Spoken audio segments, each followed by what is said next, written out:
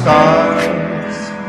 Let me see what spring is like on Jupiter and Mars. Let rain fall, let rain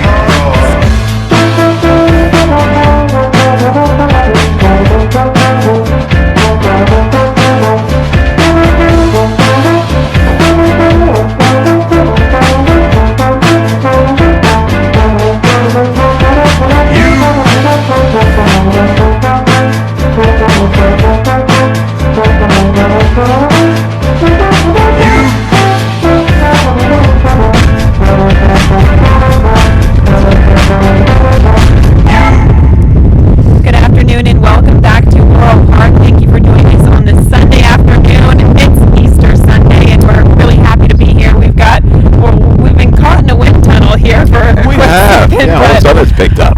Yes, it's an absolutely beautiful afternoon and we've got an amazing card on tap, Keith, and we've got Ben's cat. The cat is back making his 11-year-old seasonal debut. So really looking forward to that and some other really nice races on today's card. Yeah, we've got a stretch of some good races. Got that two other than in race 5 on the grass, a good optional 20,000 claimer in race 6 on the dirt going 6 furlongs. Obviously Ben's cat, Lakai. You know, some of the horses suffering from the Lakai flu, it looked like later in the card. But yeah.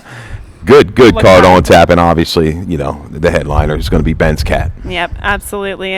Looking forward to today, and as I said, beautiful weather on tap. We'll get to what's going on today, and we'll start things off with mentioning that, of course, today is Easter Sunday, and we do have a nice brunch going on this afternoon. Now, that does start at noon. It goes on until 4 p.m., so definitely go up there and check out the Easter Sunday brunch. We've got 9 races on tap here for that.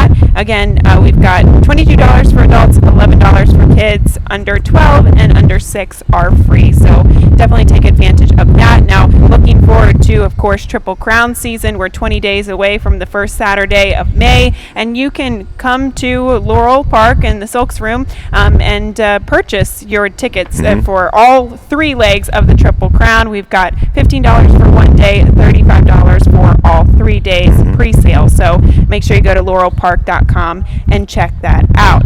Preakness is just around the corner, and well, actually yesterday we saw in the Lexington Stakes, I believe Senior Investment did win the Lexington Stakes. Kenny McPeak mentioning that he might be sending that horse to Preakness. So everything is coming together. You can go online and purchase your Preakness tickets today.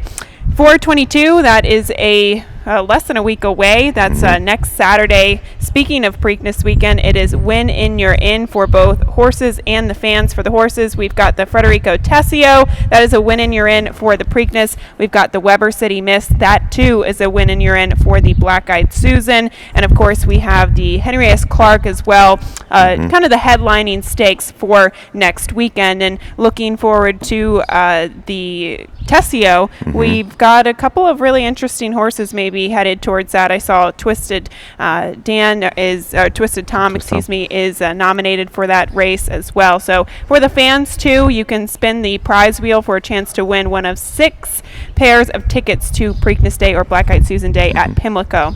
So it's all coming to fruition here. It's gone by pretty quickly. It's gone by very quickly, and we're heating up to some really, really good time of year for racing. Turf, dirt, you name it, short, long. We've got a plethora of betting opportunities and some quality racing ahead of us. And we mentioned that Ben's cat is back today, and we haven't seen him since, I believe, Maryland Million Day. That was in the fall. So we wanted to show you some B-roll here, or some live video, or not live, pre-recorded video of Ben's cat. This was courtesy of Stan Salter and Steve Martin. They went on the backstretch and got some really nice video of Ben's cat. That is his longtime groom, Fern, giving him a little bit of a sponge bath coming back from his usual training. So looking forward to that, but it's a tough field today, Keith, and I think he's going to have his running shoes on. Yeah, he's fresh. Not a ton of early speed like you normally see in those 5.5 furlong turf sprints. I think if he comes away in good order, he won't fall too far off the pace, and we'll have the leaders in his sight. So it wouldn't surprise me for him to be right up fairly close when they turn for home. But I think Triple Burner is a fresh horse. Look at there's the race last year. What a run from in between horses in that Jim McKay. That was one of my favorite performances of Ben's Cat. But King Leatherberry definitely knows how to prepare an 11-year-old. Of course, the other 11-year-old in his barn is Classic Wildcat. He continues to be in really good form. So looking forward to Ben's Cat coming back. We'll show you some of our featured wagers today. And starting things off in today's opener, we have a rolling Super High Five carryover that is over $1,000. That kicks off in the opener. It takes place with races of 7 or more betting interests. Now, the Rainbow Six we do have a nice carryover in that wager, at just shy of $10,000. That does start in race 4 on today's card. Race 5 does kick off that 50-cent late pick 5, and we'll take a look at the weather and track conditions. It is a glorious day. You can hear the birds chirping in the background. Look at how green that beautiful turf course is. Yeah, it's filling in nicely, and it's firming up quite a bit. We saw some sharp times again yesterday on this turf course, and some more of those. Looking forward to those finishes that we're so accustomed to when grass racing kind of gets up and running on this type of course. Exactly. We are fast and firm. We're getting probably into the 80s today. It's a bright, sunshiny day, an excellent day to come out to the races and join us here at Laurel Park for Easter Sunday. Now, we'll take a look at today's card, of course, starting with the opener. This does start the Super High Five and the early pick 5. 5.5 furlongs on the main track. Non-winners of 2 lifetime in for that $5,000 tag. That is the condition. Once again, carryover in that Super High Five. Now we'll take a look at my pick 5 ticket, and I actually had a little bit of a tough time with the early pick 5. The late pick 4 seemed a bit more simpler, but in the first leg of the sequence, going to be using the 3, 4, and the 7, followed by the 1, 2, 7, 6, 9, 3, 8, and the 2, 4, 9. That is a look at the early pick 5. I think you came up with a 20-cent Rainbow Six,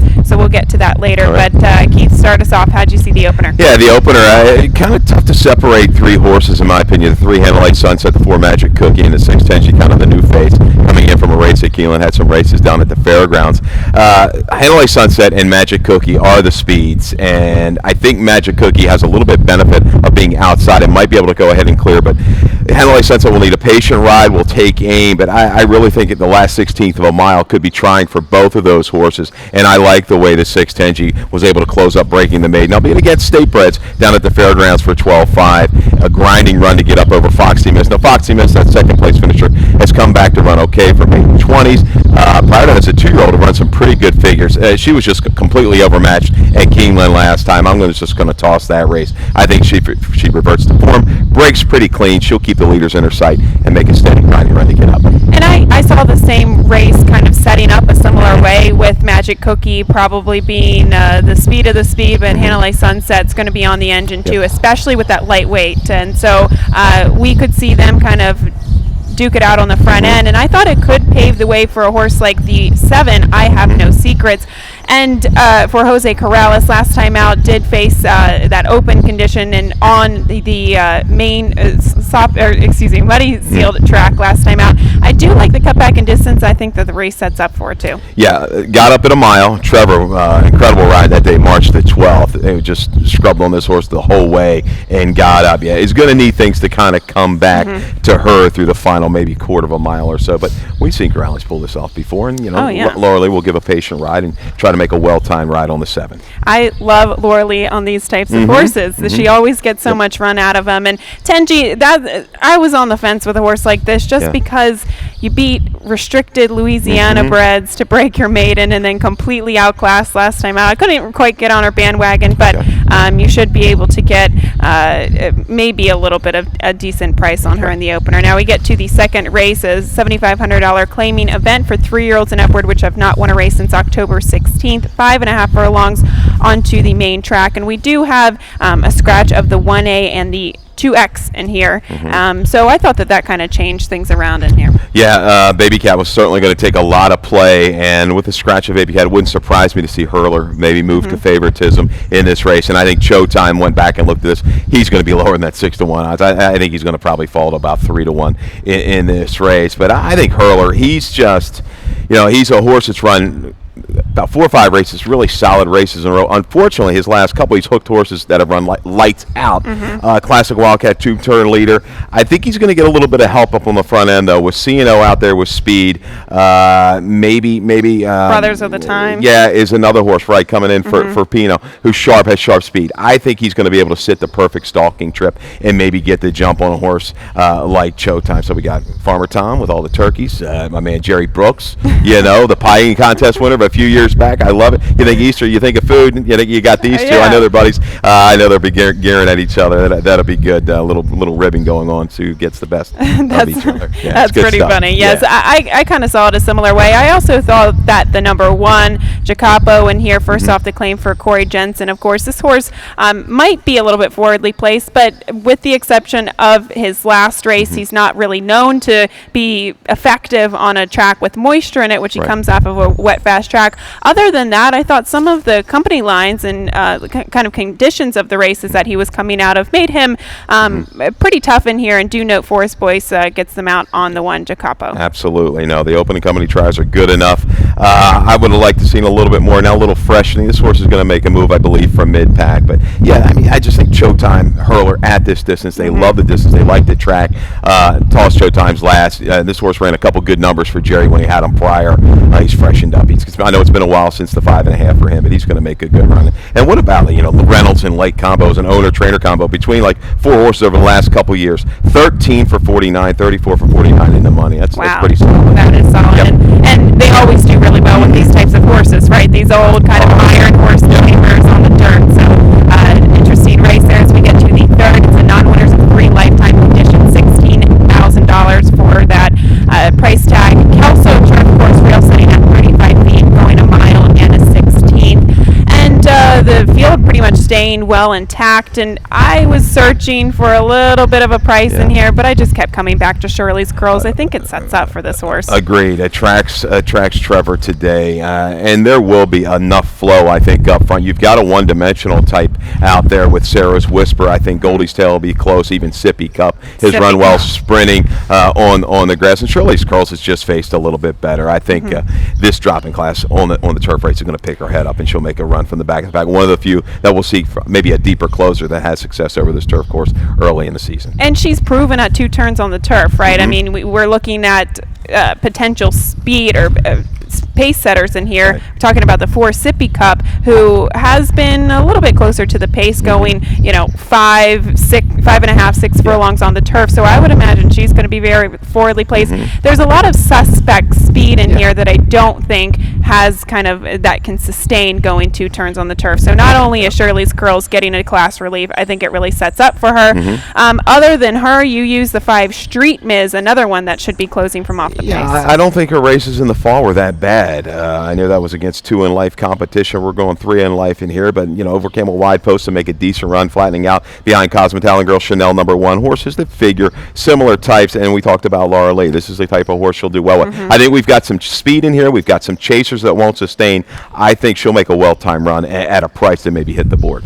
I kind of like the 8 Our First Candy a bit here, just because she's been in form on the dirt. She's never tried 2 turns on the turf. The only time that she did try the turf was going against Maiden Special Weight Company last year, actually going 5.5 furlongs on the turf. But she seems to like an off track. She's bred to like the turf. I just think that she probably is not a turf sprinter. So I'm going to give her another try, just to use her in the exacta, because I think that she might improve going 2 turns on the turf. Doing a move that I usually do not like as a handicap. Just when you're in good form on the dirt, why transfer back, especially when you hadn't had success before. But maybe give that race a pass back in October 16 against Maiden Special Weight types. They've obviously figured something out about her right now. She's hitting her best stride, and she's going to like the flow up in front of her.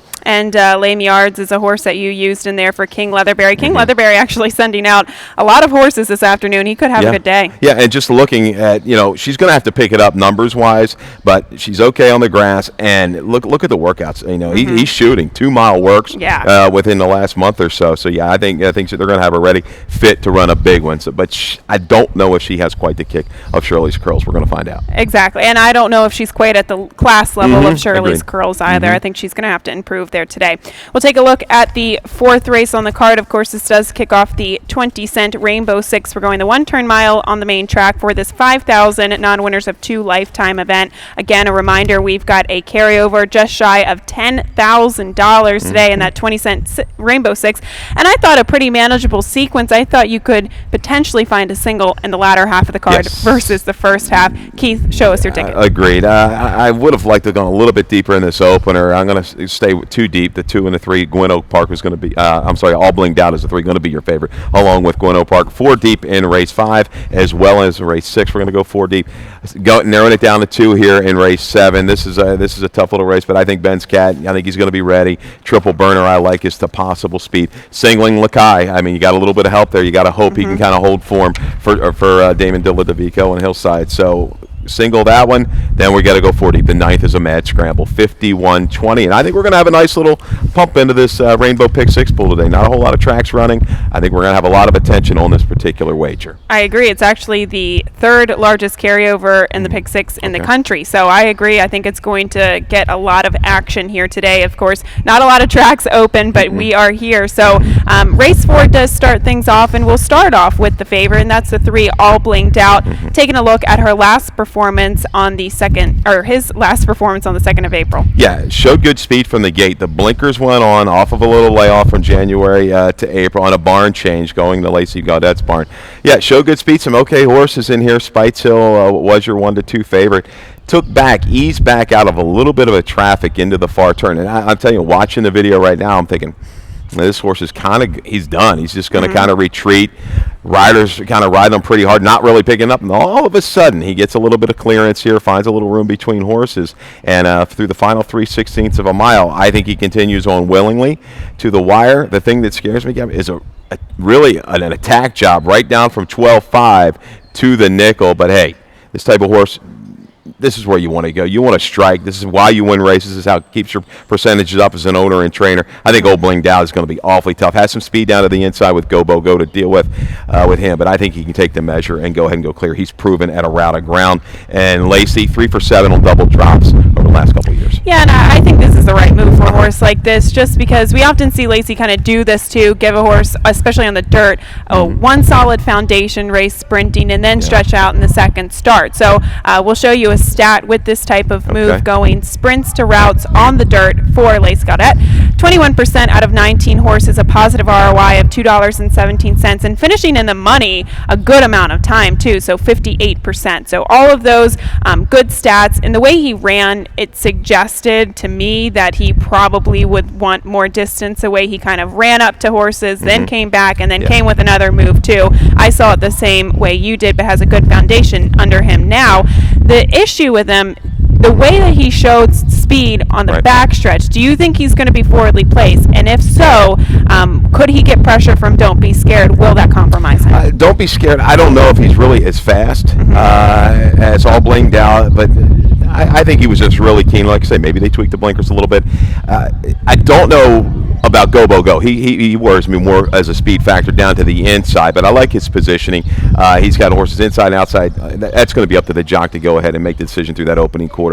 If he makes the right move, I think he's just going to be fine here. Okay, I used the 8 Some Promises, another horse that figures to take a little bit of money, and he stepped up in class last time out. I thought he was probably just overmatched in that event, but if you go back to his race 2 starts back, he was bumped and squeezed out of the gate. Lorley actually had to take him back from off of the pace, and then he was very keen on the back stretch. He was fighting the bit, fighting the rider, and after that it was just kind of a 2-horse race coming down the stretch. Now it has to be said that he's 1 for 21 on form, and sometimes when he needs to fire, he doesn't always do that, but I thought that this was a kind of a manageable field other than your favorite. Absolutely. He's going to get good position, overcame a ton of trouble, looked like a stone cold winner two back, just couldn't quite get it. I liked him a lot that day, I know he's the favorite. But yeah, this is the right level for him. He'll get a good stalking trip. He's proven at the distance, and I think you'll also got to use Gwinnett Park in here. And Gabby, I think we had a proposal over there early. Did she say yes? That's okay, good. There you go. Oh, wow, that did happen. Yeah, it wow. actually did happen. You're like a multitasker over here. Well, I didn't know if you might have been blocked by the poll. I'm not sure. I was kind of, I was thinking on some other things. Congratulations, that's amazing. All right, well, with that said, we're going to take a break. Take a break. And we'll be back and take a look at the late pick 5 and the late pick 4 sequence right after this.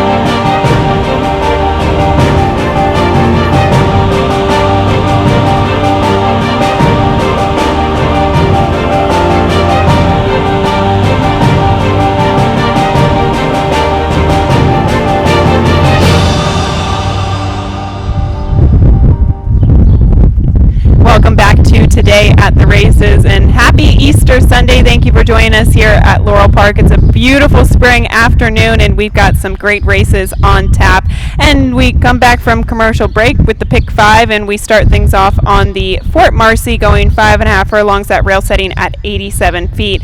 Pick 5 with that industry low 12% takeout. Now, I didn't take a look at the pick 5. I did take a stab at the late pick 4, so we'll get to that in just a moment. But this race, I figured that, now I handicapped this way before you sent out the morning line. The 2, they call him the kid. He's probably one to figure to take a lot of money off of that 90 Beyer speed figure last time out. Kind of a glaring fig. Jumped off the page. I was thinking, and he could probably take more money when just looking at it. And I probably should have lowered him a little bit the way they like to bet the Stidham horses, Larry Jones horses, the horses coming in. I was still a little suspect of the company that he faced at the fairgrounds. I know he's shown a real affinity to the turf course, going to get a good tactical position. I have to go elsewhere. I'm trying for a little bit better price, as you are with Easy River. I like MC squared at 6-1 on the morning line, trying to get X-Man, Xavier Perez to pick it up. I think he is the legitimate speed in this race. He's fresh with an outfit that can get horses ready to run off of a layoff. You go back to the 3-back race and the 2 other then back in September into some really quick internals. This horse will fight you tooth and nail when you hook him through the stretch. I think this is the right kind of setup for him. Not a ton of speed. MC squared gets to jump on the closers and digs in to hold on to the price. And we'll get to, I'll give my thoughts on MC squared momentarily, but I did want to go back to they call him the kid at the fairgrounds, and not only was the pace a little bit suspect, but I guess we'll just show this entire race because it's only 5.5 furlongs. So he drew the rail post position, and you make a good point. I think that the race, I don't know really how tough it was. This Beyer speed figure just pops up out of nowhere. Yes, he's a proven turf sprinter. This is his type of condition. But you can see the number 7 horse on the front end. I can't remember his name, but he's 29-1 in here. He goes out there, sets pretty aggressive fractions in front. Then we have, they call him the kid, sitting a perfect trip on the rail under Miguel Mena. That horse, that speed fades. He develops the lead as the 29-1 shot starts lugging out. He gets a beautiful path on the rail, saving ground every step of the way, and moved into a pace that collapsed and proceeded from there. So not only, and that's why I wanted to show this race, not only was it a suspect field, but he also had everything go his way. Absolutely. Even the horse was running second in the turn, kind of got out around the 3/8 pole, drifted, and allowed a perfect setup, I should say. They call him the kid, and kind of fully extended to hold on over the late closer, Fly Friendly Sky. I just think his work's going to be cut out for him a little bit at a shorter price. Inside too. Inside post. And like I say, if he doesn't kind of get an early position and hold it, he could get pinned in a little bit into that turn. It's going to be, could be a little tougher trip for the 2. he might not have the as easy of a trip as he had last time out. Now, the thing with MC Squared, I'm a big fan of him. I think he broke the track record here maybe last turf season. Okay. I think he might have. He's just very fast, very, very fast on the turf. However, don't you kind of like him at 2 turns on the turf better than sprinting? I do, but just the way that this field came up and looking at the running styles, I think fresh enough, a couple sharp workouts over 3/8. I think the move is to be aggressive from the gate with this horse, and I think he can get the jump on the field. All right. I really do. Well, we shall see. I actually tossed him in here, but he's got back class. I just prefer him going 2 turns where he can settle that speed a little bit more, rather be on the engine. But if no one else contests him, then maybe he can settle his speed a bit. The 4 Easy River, Horacio Caramanos now will ride for Hammy Smith. And I actually thought it was a very good race last turf season when he went 5.5. You could see it was the turf listed as good. There were things being kicked up everywhere, so that turf really had a lot of moisture in it. I wonder how he's going to do with this very firm course today. And he actually, coming down the stretch, had to readjust a couple times. Trevor McCarthy got into some obstacles, how to angle him out, angle him in, and not to mention good feng shui going wire to wire. Good feng shui, showing improved speed if I'm not mistaken. He was kind of a more of a mid-pack closing type, and he was just right on the engine. Easy River's a horse that's really kind of teased the connection, teased me. He's shown glimpses of really, really good talent. Now, this is the key. This is first-time turf since he's been gelded. Freshened up a little bit, would not surprise me the least. He makes a good solid run from mid-pack. And what do you do with a horse like the 5 Oak Bluffs? This is definitely a hard knocker, and he, before getting some time away to obviously freshen up over the winter, he did step down to that open $11,000 condition. What do you make of him now stepping back up in class? I think he's fine in here. A little bit of a protect move, probably the right move. You know, these Jersey races coming up, you're going to have to go pay 20 for him if you want him. Mary Epler, has done great work, time and time again. Her barn is holding form. They do well with these older horses. Yeah, kind of a glaring number, a big 85. I don't know where that kind of came from last time. But he's just a proven time and time again. He's just a crack sprinter on the grass. And with these horses freshened up, horses off a layoff, I think he's going to be right and ready. And he keys up with Indian Bucks, so horse has done okay in the 2 other than condition as well. I don't think that this is a stretch at all for Oak Bluffs. No. And you make a good point. He is a true turf sprinter. MC Squared probably prefers 2 turns. Easy River, he's just kind of a big question mark all around. Is he better on the dirt, turf, anywhere in between? So Oak Bluffs might even, off of the layoff and with the step up in class, he very well could have that advantage just because this is what he does best. We'll get to the 6th race on the card, an allowance optional claimer, 6 furlongs onto the main track, and this of course does kick off that 50-cent late pick 4 here, and we do have a 10% bonus Friday through Sunday on the late pick 4 if you are a premier player. So definitely go up to guest services and become a member to get that 10% bonus on the late pick 4. We'll show you my ticket here, and I did have the same single as you did, Keith, and that is the number 9 Lakai in the 8th race. But I obviously wanted to protect myself in the very nice allowance race, the turf sprint allowance with Ben's Cat. Going to be using Ben's Cat, Triple Burner, and Sunny Inspired. I thought the 6th race you wanted to have some coverage in. There's a lot of horses kind of switching barns, coming from different surfaces. It's a very confusing race. It is. So I wanted coverage in that. And talking about confusing races, well, the last is an absolute crapshoot. So I did go with several horses in the final leg for $37.50. What do you think? I think it's a logical approach, right? You got to figure Lakai, if he runs back to his last, he's certainly the horse to beat. He's your main single. But question marks abound, especially in the start of this late pick 4 and the back end, that 9th race. Real head scratchers, both of them. There are a lot of question marks in this race. I mean, you have horses like Never Stop Looking, who just absolutely loves to win here at Laurel. You've got horses like DC Dancer, who doesn't necessarily like to win all the time, even though he gets the perfect setup. He killed me 2 starts back.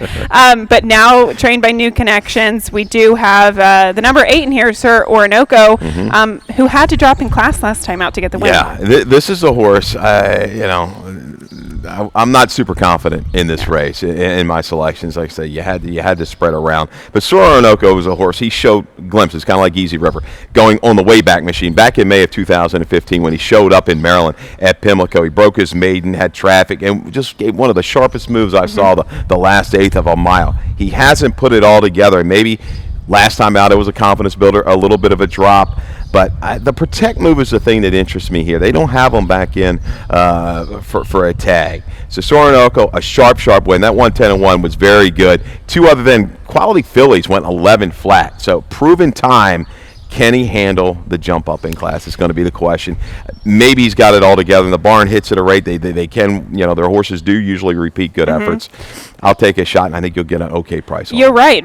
The win-back percentage for Mike Duralis, I remember pulling this stat a couple weeks ago. It's astounding. So when the horses are in form, they generally stay in form, and it could go both ways, right? Sometimes we see horses, they just cannot get past at tougher levels. Yes. You drop them in class, it serves as a confidence booster, then stepping them back up to class and they wind up winning. Or maybe he just needed the class relief and that's really where he should be. So it could go one of two ways. And look, I got Sam Sparkle, who is 9 years old and might have lost a step or two in the time being. He has not won in a very, very, very long time. So that was the concern here. But he's a horse who's 0 for 12 on a off track.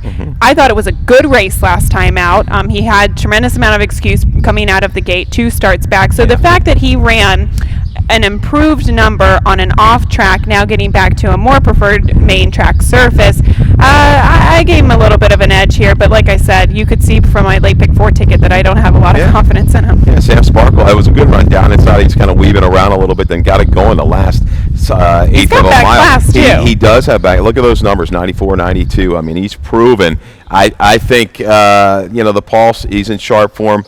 I still think he's got to move up just a little bit more, maybe to beat these horses, but I can't fault you with really kind of any shot in here. DC Dancer, what's he going to do? Another big effort last time, dueling a barn change. Is that going to get him over the top? Just a real case of seconditis. That's why I have him in that position. Even never stop looking at legitimate excuse last time. Gates open, unfortunately, had his head turned a little bit at the break. Had to be used a little bit early and flattened out. That killed his run, but he's a horse, loves this race. He loves this race, and I had to use him in the pick 4 because I don't want him beating me. But Classic Salsa, a horse who I used in 4th, he's a tricky horse too, because talking about back class, well, he definitely has it. I mean, recently, actually last summer, he was facing 2 other than Allowance Company and good competition up in New York. Now, I don't like the fact that Mike Maker actually stuck him in for that $16,000 tag and had to take him to Turfway Park. When Mike Maker starts doing that with horses, they generally don't improve once you claim them. So, but he could be a speed factor from the rail. No doubt. When you're looking at the race, there's not a ton of early speed. Probably good genes will go. But once again, what do you do with Lacey's horse here, sir? Yeah. Who looks like probably legitimate speed. Hasn't been seen January of 2016. Big numbers, 93 and 9. We see some inflated numbers on that inner track up there. But she does well with horses off a layoff. It actually looks like she's working gangbusters right now. Yep. So kind of a head scratcher. What's not a head scratcher, I thought, was the next race. I thought that race 7, this very nice allowance with the return of Ben's Cat, 5.5 furlongs on the turf on the Kelso, rail sitting at 35 feet. I thought it kind of went between 3 horses, and we'll start first and foremost with the return of Ben's Cat and show you a turf sprint last turf season on the 20th of May. This was at Pimlico.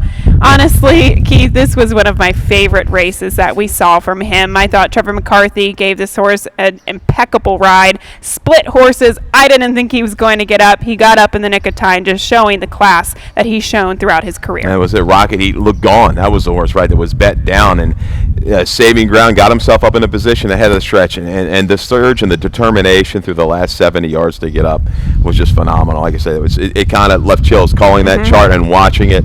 You didn't think it was going to happen. You're like, oh, it's going to happen, and it did. And just kudos to Ben to get up like that. It was a tremendous effort. And I know his form tailed off a little bit.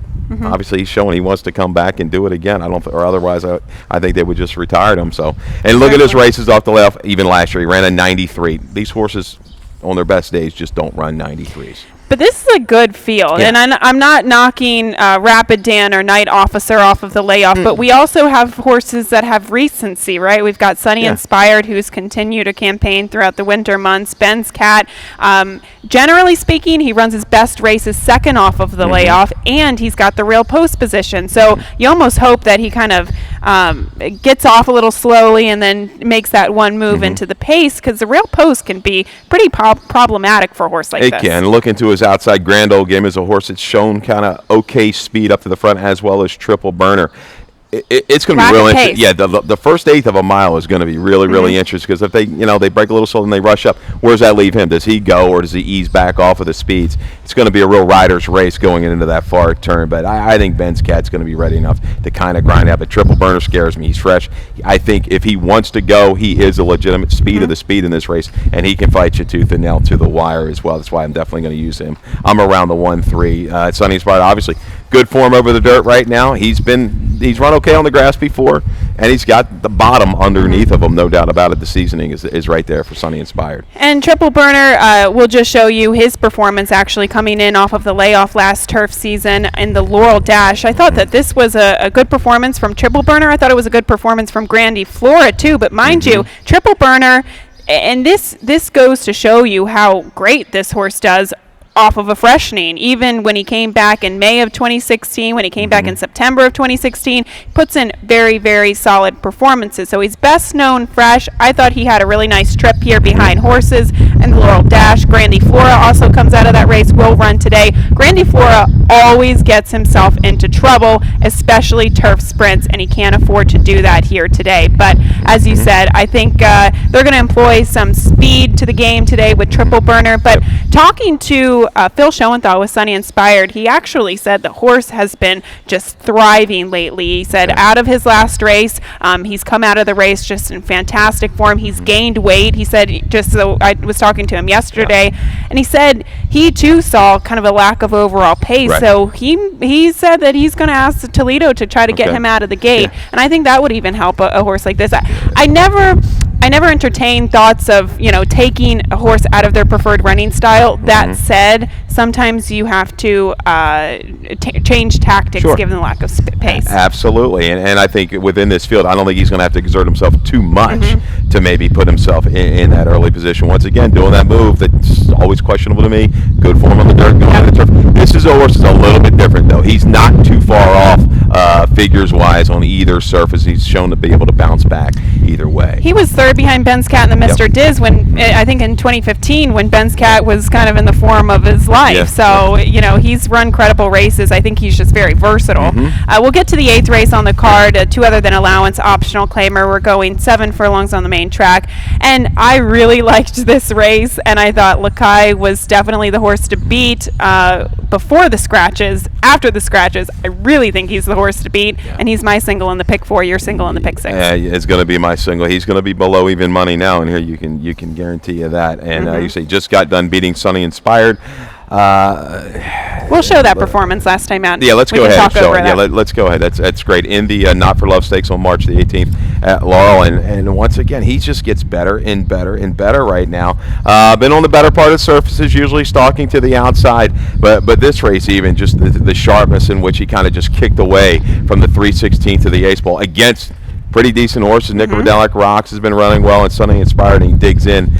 This horse, I think you can handle probably a little bit more distance as he's going to get today. The 7/8, he just gets the jump on the field. But Dixie Runner scares me. He got an interesting ride last time. This horse has shown more speed at 7/8 of a mile. They decided to rate him back off of the pace, and he got himself in a little bit of a jackpot at the head of the stretch before flattening out. And then he flattened out late. He's going to be tough. I mean, I think he's going to make Lakai work for it, no doubt about it. I agree, because whether it was premeditated that they wanted to get this horse to rate from off of it on the cutback, we don't know that, but he can't rate. I mean, this is a horse that wants to be on the lead, so I think he will be on the lead. And Lakai, he's stretching out to 7 furlongs. He's going to be fast, but he's going to have him measured pretty much every step of the way. So I think tactically Lakai is at the advantage with that outside post position. Other contenders in here, we have West Hills Giant. We even have Fellowship, who I actually like on the cutback and distance, but I think he'll probably need one off of that layoff since Preakness. I agreed. His sprint race, you're going back to November, wasn't quite good enough. Yeah, he got good as the distances got longer.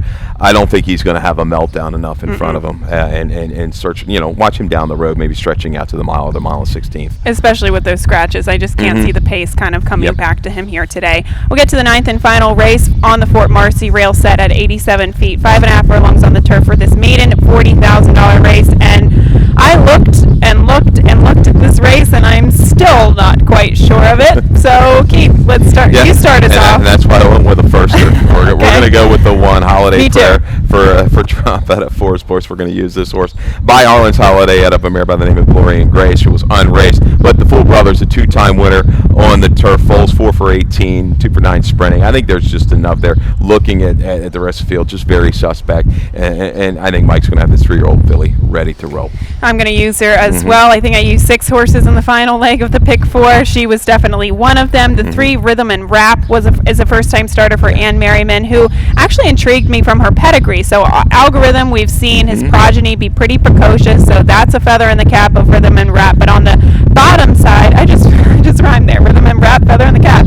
On the bottom side, though, too, what she said, she was a stakes place turf sprinter, too, and she made almost $200,000 on the turf. So she was pretty quality. I like the turf pedigree that you get from there. You like another one of Ann Merriman's towards the outside, the 8-12 Tricks. Yeah, 12 Tricks. Not a whole lot to go on, but Hat Trick, 16% with the first one when his horses hit the turf for the first time. Turf on turf. Sky Classic on the bottom. A good late run out of a little bit of sluggishness last time in the debut. A little freshening since December. Foals, the other sibs weren't much, but this horse is clearly going to be the better. I think this horse is really going to take to the grass. I like the little protect move up to the 40. And do you find it interesting that Trevor McCarthy finds the mount on the 6th Theta Soul? I did, so I used her in the pick 4 too. Absolutely, my perfect soul. Another one, Turf on Turf, Theta Smile, 7 for 36, made over $200,000 on the grass, and getting McCarthy is a wake up there. Yep. You can't toss this horse. No, absolutely not. That is races 1 through 9, and thank you for joining us here on Today at the Races. It is a beautiful, beautiful afternoon here. Thank you for joining us at Laurel Park on this Easter Sunday. We've got Easter Sunday brunch. Yes. And that does take place until 4 p.m., so come out, enjoy that. We're going to step aside, and Dave Rodman will be up next with those scratches and changes. Good luck. Good luck.